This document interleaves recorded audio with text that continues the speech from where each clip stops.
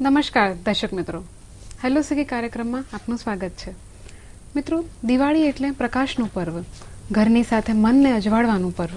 આપણે સૌ જાણીએ છીએ તેમ પ્રભુ શ્રીરામ, માતા જાનકી તથા ભાઈ લક્ષ્મણ સાથે 14 વર્ષના વનવાસ બાદ અયોધ્યા પાછા ફર્યા ત્યારે તેમના આગમનમાં પ્રજાએ દીપ પ્રજ્વલિત કરીને અનેરો શણગાર સજાવીને પોતાનો આનંદ વ્યક્ત કર્યો હતો.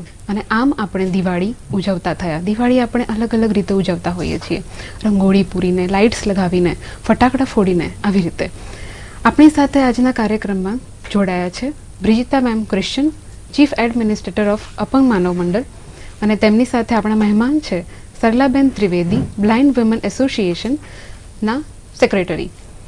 તો આપણે જાણીએ તેમની સાથે વાતચીત કરતા કે તેઓ કેવી રીતે ઉજવતા હોય છે દિવાળી. શું આપણા જેવી છે કે આપણાથી કંઈક અલગ છે?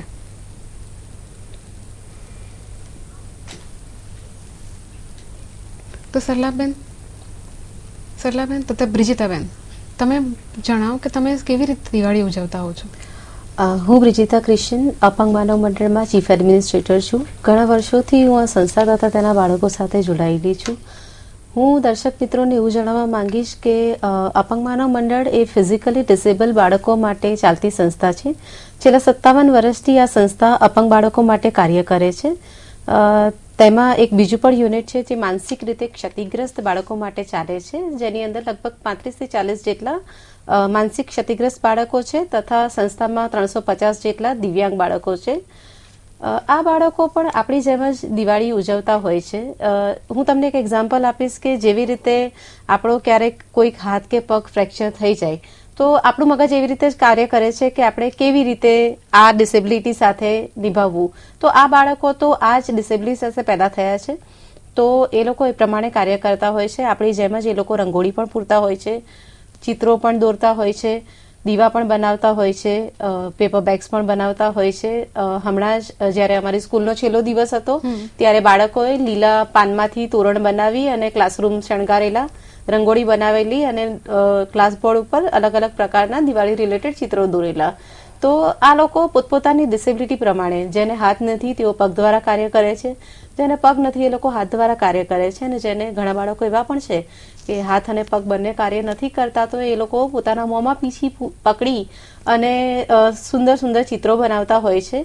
અને ખરેખર બધાએ આવીને એકવાર જોવું જોઈએ કે આ લોકો પોતાની ફિઝિકલ ડિસેબિલિટી સાથે પણ જિંદગીના પડકારોનો કેવી રીતે સામનો કરે છે. બહુ સરસ રીતે કે એમણે કેવી રીતે ઉજવતા હોય છે દિવાળીને આપણી સાથે. હવે આપણે જાણીએ સરલાબેન થ્રુ કે તેઓ પ્રજ્ઞાચક્ષુ છે, છતાં પણ આપણે તો દિવાળી એવી રીતે ઉજવતા હોઈએ છીએ કે એ લાઇટ્સનો તહેવાર છે. એવી રીતે હવે આપણે એમની સાથે જાણીએ કે તે કેવી રીતે ઉજવે છે. સરલાબેન, તમે કહેશો. હું સરલા ત્રિવેદી, બ્લાઇન્ડ વુમન એસોસિએશનમાં 12 વર્ષથી સેવા આપું છું.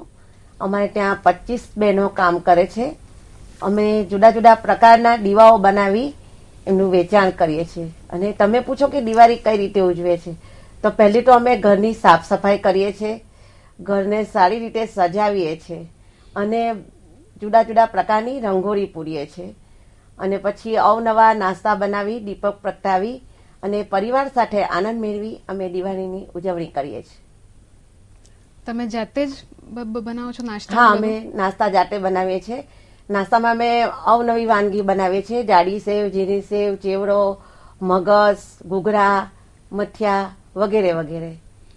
ઓકે, બ્રિજિતાબેન, તમે એ બતાવો કે દિવાળીના 5 દિવસનો તહેવાર છે, તો 5 દિવસમાં અલગ અલગ તમે કેવી રીતે ઉજવતા હો છો?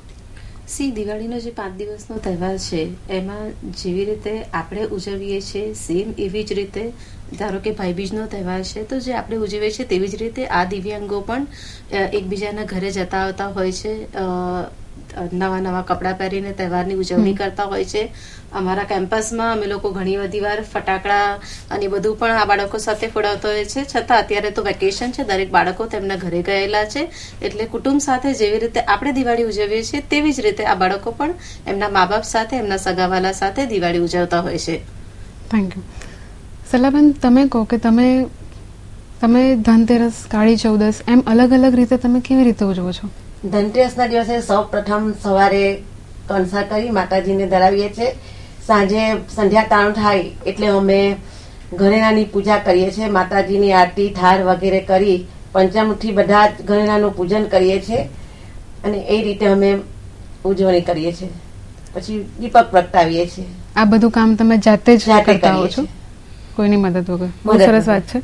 હવે પ્રિયતાબેન, તમે કંઈક બ્રીફમાં બતાવો કે તમે કોઈ એવો પ્રસંગ જોયો હોય તમારા કાર્યકાળની અંદર. હા, મારું જે હમણાં જ મેં જે મેન્શન કર્યું કે મારા ત્યાં માનસિક રીતે ક્ષતિગ્રસ્ત બાળકોનું જે એક યુનિટ ચાલે છે, તે બાળકો એટલા સુંદર દીવા બનાવે છે અને એ દીવા પ્રગટાવીને અમે લોકો જ્યારે વેકેશન પડવાનું હતું એના છેલ્લા દિવસે દિવાળીની ઉજવણી કરી હતી.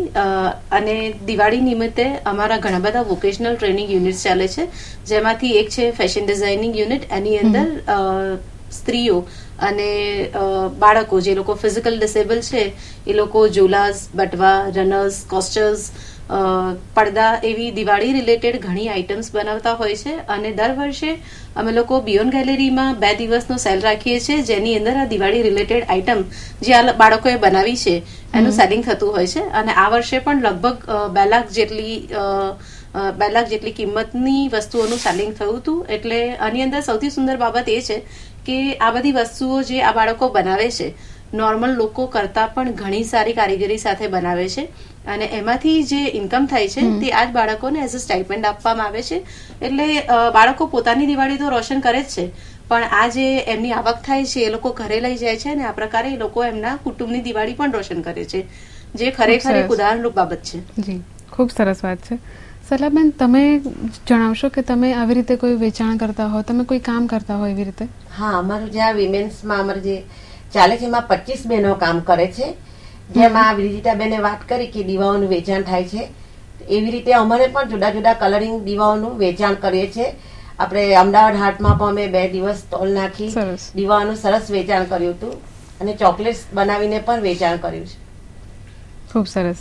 અને તમે આ બધું તમારી રીતે તમારી સંસ્થા થ્રુ કરતા હો? હા, બહેનો બનાવે છે અને એ રીતે અમે વેચાણ કરી અને બહેનોને સ્ટાઇપેન્ડ પ્રોવાઈડ કરીએ છીએ. તમારો એવો કોઈ પ્રસંગ નાનપણનો કે તમે પહેલા કેવી રીતે ઉજવતા હતા, હવે કેવી રીતે ઉજવો છો, એવું કંઈ? હવે એમાં અમારો નાનપણનો પ્રસંગ જો કહું હિમાનીબેન, તો અમારા 3 ભાઈ બહેન અમે બ્લાઇન્ડ હતા. એટલે મમ્મી પપ્પા પેલા તો તારામંડળ ને ટીકરીઓ લાવીને અમને આપે. એટલે ટીકરીઓ લાવી અને વચ્ચે મૂકી અને ફદીને પથ્થર મારીએ એટલે અમને અહેસાસ થાય કે ટીકરીઓ ફૂટી. પછી મમ્મી પેલા તો આપને તારામંડળ લઈ અને દીવામાં એ કરીને આપે, પછી આપણને ખબર પડે તર અવાજ આવે, એટલે એ રીતે અમે આનંદ મેળવીએ. બરોબર. તમે કાનના થ્રુ તમને સંભળાય, તમારી શ્રવણ શક્તિના થ્રુ તમે. સરસ. પ્રિયતાબેન, તમે કહેશો કે આ કાર્યકર્તામાં તમે કેટલા ટાઈમથી જોડાયેલા છો? આમ જોવા જઈએ તો સમાજ સેવાના ક્ષેત્ર સાથે તો હું ઘણા લાંબા સમયથી જોડાયેલી છું, પણ સ્પેસિફિકલી અપંગ માનવ મંડળ સાથે છેલ્લા 2 વર્ષથી કામ કરું છું. અને સાચું કહીએ ને તો આવી સંસ્થાઓ સાથે કામ કરીને પોતાની જાતને એટલું આશીર્વાદિત ફીલ કરતા હોઈએ કે આ બાળકો જેવી રીતના સરલાબેને કહ્યું એવી જ રીતે કે ઘણીવાર જોઈ નથી શકતા, ઘણીવાર સાંભળી નથી શકતા, ચાલી નથી શકતા કે હાથ વડે કંઈ કામ નથી કરી શકતા. આપણા પ્રધાનમંત્રી કહે છે ને કે દિવ્યાંગો, પણ દિવ્યાંગોના પણ ઘણા બધા પ્રકાર છે.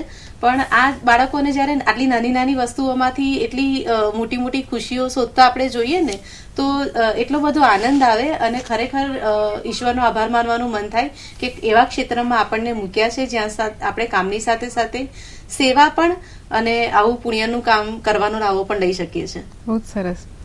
આપણી સાથે અત્યારે લાઈન પર છે વડોદરાથી ભારતીબેન. ભારતીબેન, તમારો પ્રશ્ન પૂછો.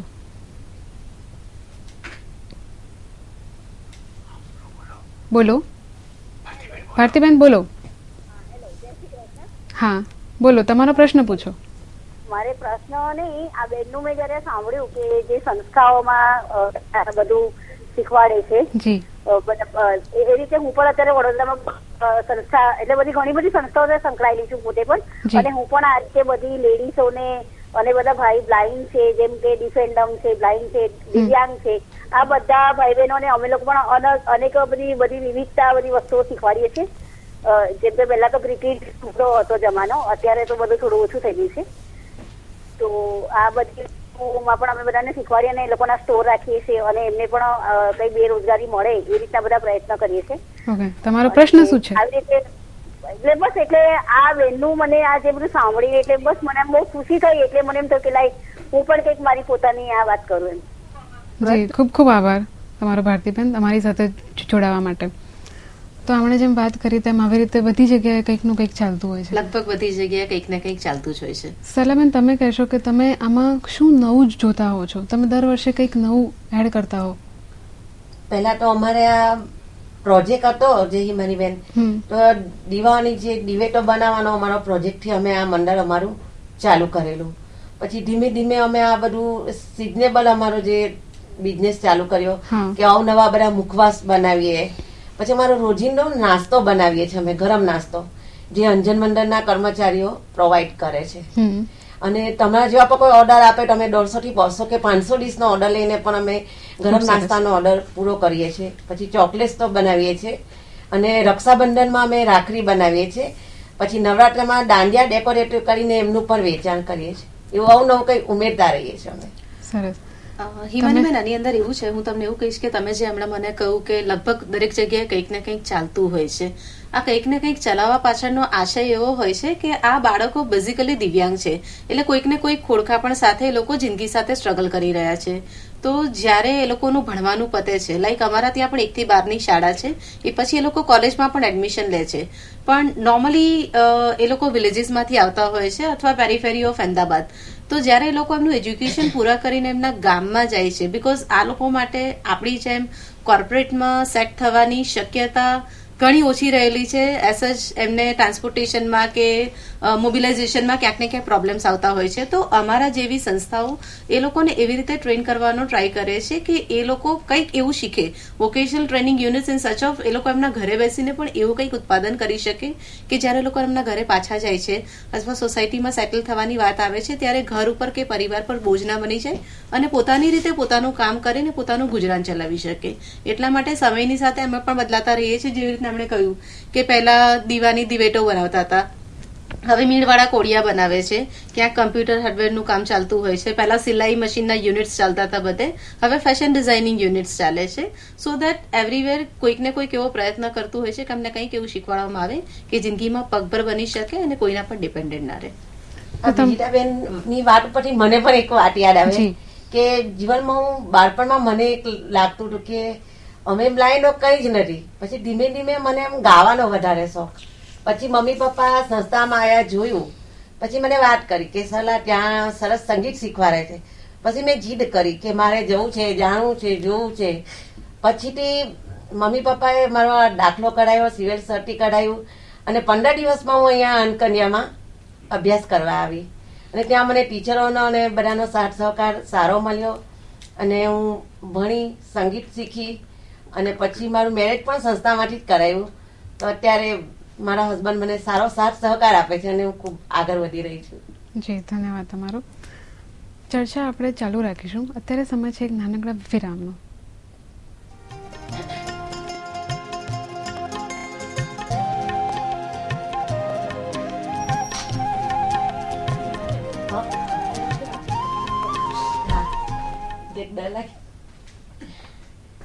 નમસ્કાર. વિરામ બાદ આપનું ફરીથી સ્વાગત છે હેલો સખી કાર્યક્રમમાં. આપણે વાતો ચાલુ હતી, બસ આપણે બ્રિજિતાબેનને એવું પૂછીએ કે તમે સંસ્થા સાથે જોડાયેલા જે છો એમાં તમને જે વિકલાંગ છે કે જે બી લોકો છે એમાં તમે કેવી રીતે એમને ઇન્સ્પાયર કરતા હો છો કે ભાઈ એમને એવું થતું હોય કે બધા કરી શકે છે, હું નથી કરી શકતો, તમે એમને પ્રેરણા કેવી રીતે આપો છો? સાચી વાત છે. જ્યારે બાળક અમારા ત્યાં પહેલી વાર એન્ટર થતું હોય છે, કારણ કે બાળકો માટેની સંસ્થા છે, એટલે પહેલી વસ્તુ તો બેઝિક જેવું આપણા બાળકો અનુભવે છે એવી જ રીતે હોમ સિકનેસ. એટલે હું ખરેખર મારા સંસ્થાના સ્ટાફની એટલી આભારી છું કે જે વોર્ડન્સ છે અમારા, જે શિક્ષક મિત્રો છે અમારા, એ બાળકને ઘર જેવું જ વાતાવરણ આપવાનો ટ્રાય કરતા હોય છે. અને એકદમ જ પહેલા તો એનું ડેવલપમેન્ટ ત્યાંથી ચાલુ થાય અને પછી ભણતરની સાથે સાથે અમે ઘણી બધી એવી એક્સ્ટ્રા એક્ટિવિટીઝ જેવી કે મોટિવેશનલ લેક્ચર્સ કરાવીએ છીએ, બાળકોને યોગા કરાવીએ છીએ, પર્સનાલિટી ડેવલપમેન્ટ માટે ટ્રાય કરીએ છીએ અને સમયાંતરે એમના ટીચર્સ કે અમે લોકો પોતે પણ કે સમાજમાંથી વોલેન્ટિયર્સ આવીને પણ એમને ઘણા બધા મોટિવેશનલ લેક્ચર્સ આપતા હોય. તો આ પ્રમાણે એમને ધીરે ધીરે એવી રીતે કલ્ટિવેટ કરવાનો ટ્રાય કરીએ છીએ કે સમાજની મેઇન સ્ટ્રીમમાં એ લોકો ભળી જાય. ઓકે, સરસ. સલામન, તમને હું એમ પૂછીશ કે તમારી પ્રેરણા સ્ત્રોત કોણ છે? તમે આટલા સરસ કાર્ય કરો છો તો તમારી કોઈ પ્રેરણા સ્ત્રોત કોણ છે? એટલે પહેલા તો હું ભણી કરીને જે આગળ વધીને પછી મારું મેરેજ થયું, પછી આ સંસ્થા સાથે હું જોડાઈ, બ્લાઇન્ડ વિમેન એસોસિએશન સાથે. તો મારા ગુરુ છે ઉષાબેન વ્યાસ, એમને મને ખૂબ સારી પ્રેરણા આપી અને આગળ વધારી ને હવે જે પણ આગળ વધવું ને આગળ કાર્ય કરવું હોય તો મારા હસબન્ડ મારી સાથે છે. ઓકે, ખૂબ સરસ. તમારે કેવી રીતે તમે મળ્યા હતા? અમે જ્યારે મેમનગરમાં અમારો જે પ્રસંગી મેળો થાય છે ત્યાં એ લોકો આવ્યા અને અમારું ઇન્ટ્રોડક્શન થયું અને એકબીજા સાથે અમે વાતો કરી અને પછી એમની પર્સનાલિટી અમને એમનું એજ્યુકેશન મને ગમ્યું અને પછી મેં મમ્મી પપ્પાને કીધું કે મને છોકરો ગમે છે. એ રીતે અમારું મેરેજ થયું. મેરેજને આજે 18 વર્ષ થયા. 15 વર્ષનો મારો બાબો છે. ખૂબ સરસ. પ્રીતિતા મેમ, તમે એ કહેશો કે દિવાળી સિવાય બીજા બધા પર્વો તમે કેવી રીતે ઉજવો છો? હિમાનીબેન, આમ જોવા જઈએ ને તો અમારી સંસ્થા એ બાળકોનું બીજું ઘર કહેવાય અને સાચા અર્થમાં તો બીજું નહીં, પહેલું ઘર કહેવાય. કારણ કે વર્ષમાં કદાચ 2-1 મહિના ઘરે જતા હોય, 10 મહિના તો કેમ્પસમાં જ રહેતા હોય.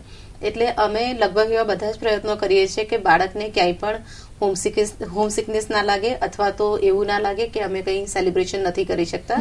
એટલે લગભગ બધા જ તહેવારો કેમ્પસમાં ઉજવાતા હોય છે. લાઈક રક્ષાબંધનનું સેલિબ્રેશન થતું હોય, જન્માષ્ટમીનું સેલિબ્રેશન થતું હોય, ક્રિસમસ પર અમે લોકો સેન્ટાક્લોઝ બોલાવતા હોય, ડાન્સ પાર્ટી કરતા હોય. દિવાળીનો કદાચ એક તહેવાર એવો છે કે ફેમિલી સાથે સેલિબ્રેટ કરવા જાય, પણ એ પહેલા પણ અમે લોકો એમને નવા કપડાં, મીઠાઈઓ, ફટાકડા ફોડાવીને કે રંગોળી કોમ્પિટિશન રાખીને પણ આ તહેવારને સેલિબ્રેટ કરવાનો તો પૂરતો પ્રયાસ કરીએ છીએ. ઠીક છે. સલાહબેન, તમે આ વિશે કઈ કહેશો?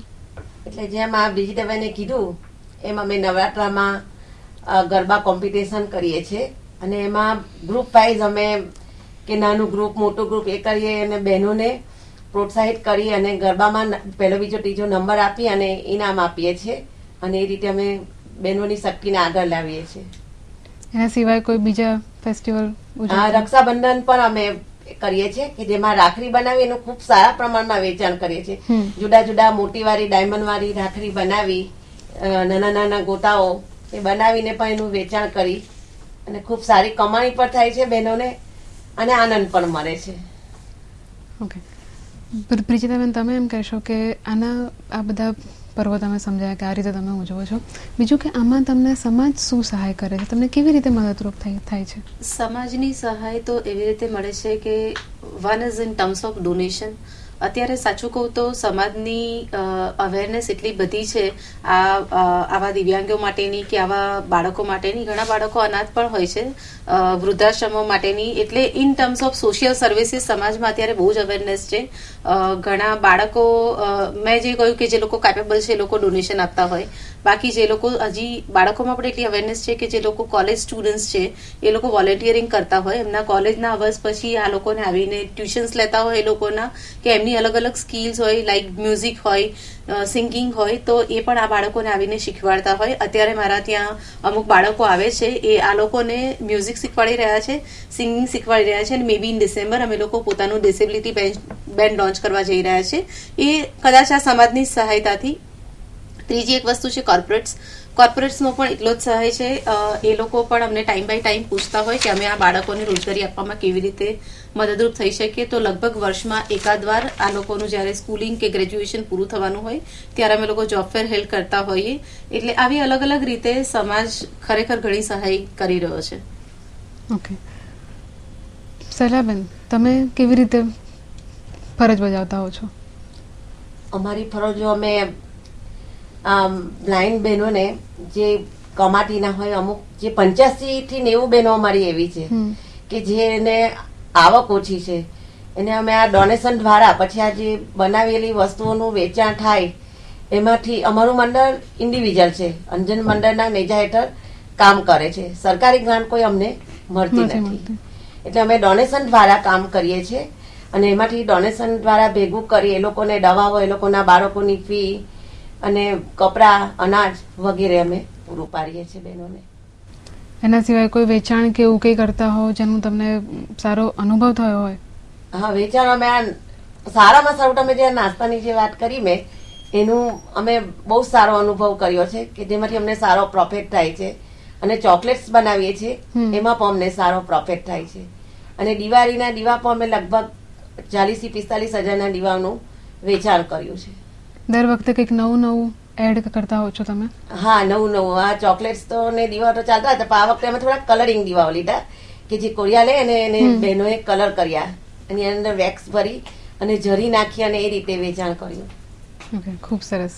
અને આપણે છે ને અત્યારે આપણા સમાજની વાત કરી કે આપણો સમાજ આ લોકોને કેવી રીતે મદદરૂપ થાય છે, પણ હું એવું કહીશ કે અત્યારે તો વર્લ્ડ વાઇડ એટલી બધી અવેરનેસ છે આ વસ્તુઓને લઈને. હું એક મારો અનુભવ શેર કરીશ. લાસ્ટ યર ટ્રાન્સફોર્મ પ્રોજેક્ટ કરીને એક ગ્રુપ ચાલે છે, એની અંદર 18 અલગ અલગ દેશો જોડાયેલા છે અને દરેક દેશનો એક રિપ્રેઝેન્ટેટિવ એવી રીતે એ ગ્રુપ બનેલું છે અને એ લોકો વર્ષમાં એકવાર ઇન્ડિયા આવે છે, 3 મહિના માટે અહીંયા સ્ટે કરે છે. દર વખતે એ લોકો એમની એક અલગ થીમ લઈને આવે છે અને લાસ્ટ ટાઈમ એમની થીમ હતી વેસ્ટમાંથી બેસ્ટ. એ લોકો અહીંયા આવેલા લગભગ સપ્ટેમ્બર દરમિયાન અને એ લોકોએ અમદાવાદની દરેક એનજીઓને કોન્ટેક્ટ કરેલો અને દરેક એનજીઓના વેસ્ટમાંથી એ લોકોએ મોટા મોટા સ્કલ્પચર બનાવી અને કાંકરિયા પર એક કાર્નિવલ કરેલો.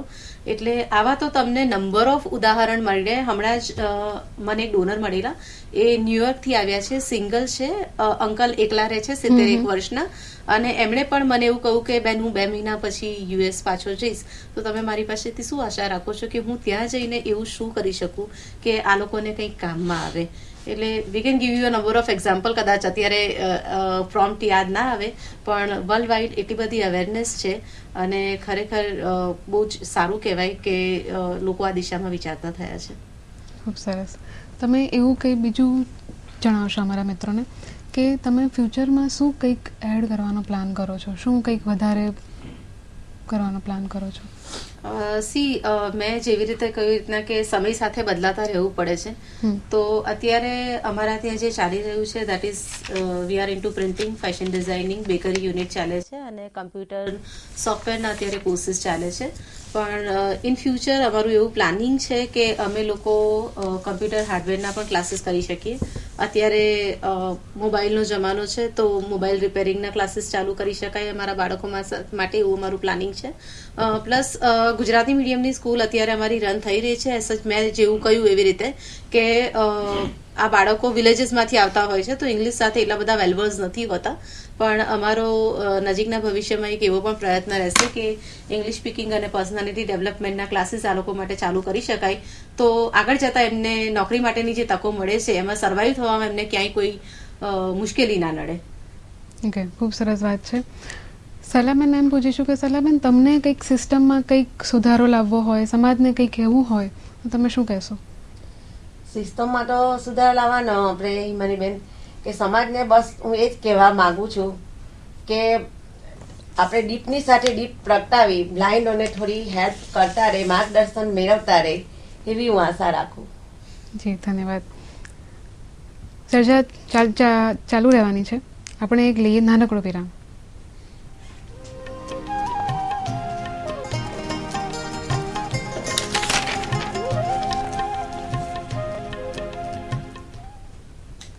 વિરામ બાદ આપનું સ્વાગત છે. ચર્ચા આપણી ચાલુ હતી પ્રિજિતાબેન અને સલાબેન સાથે. સલાબેને હું એમ પૂછીશ કે તમે તમારી બહેનો માટે આગળ શું પ્લાન કરવા માંગો છો?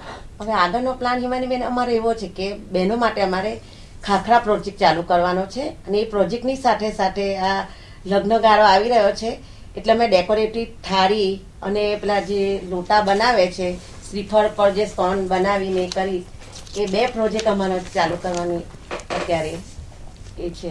ઓકે, સરસ. તો તમે કઈ કહેશો? હા, હું એક એડ કરવા માંગીશ કે ગવર્મેન્ટમાંથી પણ અમને ઘણી સહાય મળી રહી છે in terms of grant, in terms of અલગ અલગ કોર્સીસ ચલાવવાની મંજૂરી, અને આ વર્ષે જ અમને અમારા કેમ્પસમાં એક ડીટીપી આઈટીઆઈ કોલેજ ચાલુ કરવાની પરમિશન મળી ગઈ છે. એટલે આવતા વર્ષ માટે અમારો એ પ્લાન છે કે આવા અંધ અને અપંગ બાળકો માટે અમે એ કોલેજ ચાલુ કરી શકીએ, જેથી કરીને આ લોકોને ભણતર મળી રહે ઇન કેમ્પસ અને રોજગારી માટેની નવી તકો ઊભી થાય. ખૂબ સરસ.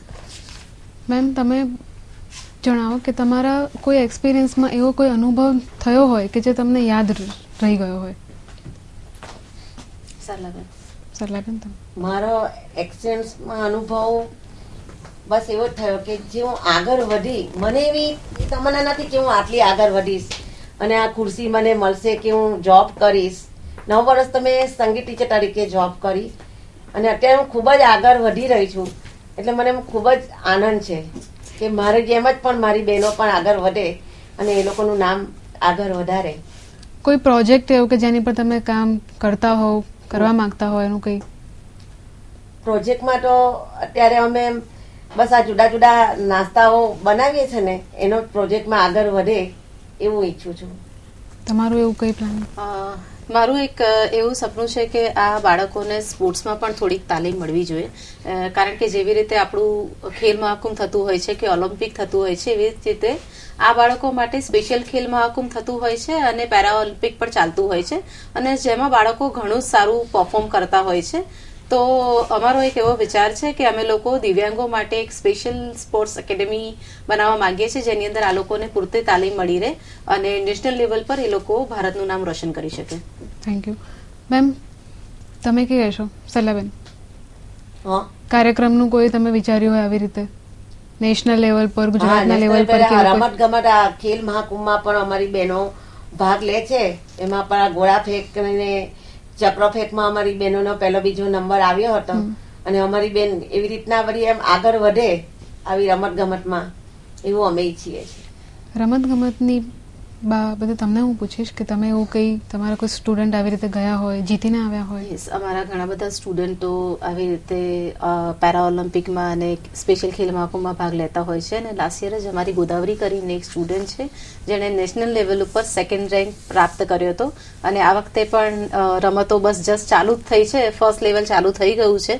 તો આ વખતે પણ અમે આશા રાખીએ, મારા સ્ટુડન્ટ્સ તો કહીને ગયા છે કે ma'am last time 2nd number હતો, આ વખતે ફર્સ્ટ લઈને આવીશું, તો જોઈએ શું લઈને આવે છે, પણ આશા રાખીએ કે લઈને આવે. જે ખૂબ સરસ વાત છે. મિત્રો, આપણે જોતા હોઈએ છીએ કે આપણે જેટલું કામ કરીએ આમ તેમ, પણ એટલું આપણી સાથે જે લોકો પ્રજ્ઞાચક્ષુ છે યા એમને કોઈ ફિઝિકલી કમી હોય, એ લોકો બી કામ ખૂબ સરસ રીતે કરી શકતા હોય છે. એમાં આપણો કે એમનો એવો કોઈ ફરક છે જ નહીં. આપણે એમને આપણામાંથી શીખવાની જરૂર નથી, આપણે એમનામાંથી શીખવાની જરૂર છે. આ વાત છે. દિવાળીની વાત ચાલતી હતી, તો હું એમ કહીશ કે આજકાલનો ઇન્ટરનેટનો જમાનો એટલો ફાસ્ટ છે કે તમે આજકાલ તો મેસેજીસ, ઇન્ટરનેટના વિડીયોઝ, ફોટોઝ આવી રીતે જ આપણે ઉજવવાનું ચાલતું હોય છે. એટલે જ આપણે એમ કહીશું કે એકલા આપણા દેશમાં જ નહીં, વિદેશમાં પણ આ તહેવાર ખૂબ સરસ રીતે ઉજવાતો હોય છે. તમે કંઈ મેસેજ આપશો સરલાબેન? કોઈ એવો મેસેજ આપવા માંગતા હોય દર્શકોને, કંઈ કહેવા માંગતા હોય એવું? બસ દર્શકોને એ જ મેસેજ આપવા માંગુ છું કે અમે બ્લાઇન્ડ છે, પણ અમે તમારા જેવી દિવાળી ઉજવીએ છીએ, અને બધા અમારા બ્લાઇન્ડ બહેનોને પણ હું એ સંદેશ આપું છું કે કોઈ જીવનમાં નિરાશા રાખ્યા વગર દિવાળી આપણે દેખતાઓની જેમ જ ઉજવીએ છીએ, અને કોઈ એ રાખવાની જરૂર નથી. બ્રિજેબેન, તમે કંઈક કહેશો? હા, તમે હમણાં બહુ સુંદર વાત કહી, અને સરલાબેનની સાથે પણ હું સંમત છું. હું પણ રોજ આ જ કહેતી આવું છું કે ખરેખર તો દિવ્યાંગોએ આપણી પાસેથી કંઈ શીખવાની જરૂર નથી, આપણે દિવ્યાંગો પાસેથી શીખવાની જરૂર છે. કારણ કે જીવનની નાની નાની મુશ્કેલીઓમાં આપણે એટલા બધા ગભરાઈ જતા હોઈએ છીએ, હતાશ થઈ જતા હોઈએ છીએ, એવું વિચારતા હોઈએ છીએ કે આનાથી આગળ શું. પણ તમે જો આ લોકોને એકવાર મળો, જુઓ, અને એ લોકોની ડે ટુ ડેની લાઈફ તમે જો, તો તમને ખબર પડે કે આટલી બધી મુશ્કેલીઓને આટલી બધી ચેલેન્જીસ સાથે હસતા મોડે એ લોકો જેવી રીતે જીવનના પ્રશ્નોનો સામનો કરે છે, ખરેખર તો એ લોકોના માટે રોજ જ દિવાળી છે. અને જો આપણે એમનામાંથી ઇન્સ્પિરેશન લઈએ ને, તો આપણા માટે પણ દરેક દિવસ દિવાળી થઈ જાય. બ્રિજેતાબેન, સરલાબેન, તમે અમારા શોમાં જોડાયા એના માટે ખૂબ ખૂબ આભાર છે તમારો. મિત્રો, છૂટા પડીએ તે પહેલાં આગામી નવું વર્ષ આપ સૌના જીવનમાં પ્રેરણા તથા નવું યશ પ્રાપ્ત કરે એવી ભગવાનને પ્રાર્થના કરીશ. ત્યારબાદ આવતા સપ્તાહે ફરી મળીશું એક નવા વિષય, એક નવા વિચાર સાથે. નમસ્કાર.